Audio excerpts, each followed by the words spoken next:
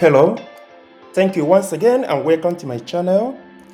In this tutorial, I'm going to continue to show you some of the incredible features that Excel sheet has that sometimes most people are not aware of. So as you can see here, we've got a massive amount of data here, which we want to sum up.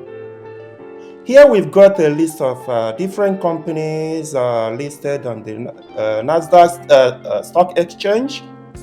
And these are the amount of money they made over the years, from the year 2015 until the year 2024. So in order to sum these things up, it's not something we pick up our calculator to sum up. Instead, we are going to have our friendly Excel feature called the sum function to do it for us. So let's go straight ahead and do it. So, like I said, we are going to use the feature. Let's use the equal sign, sum. Oh, what am I doing? You have sum. Then we are going to calculate B2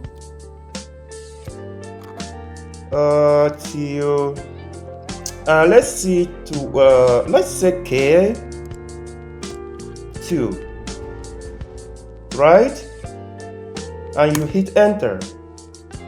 Now this is the total money that the first company, Microsoft, has earned in the past from 2015 to 2024.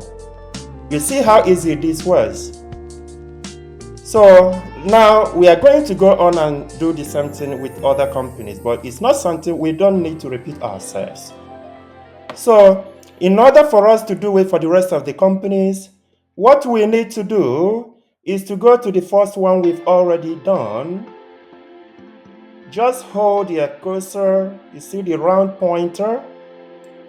Hold your cursor and drag it down there. You see? So this is how you can easily do very, very powerful mathematical work in your Excel sheet. So thank you for watching. If this has been helpful, may I ask you to subscribe to my channel, to like and share. Bye.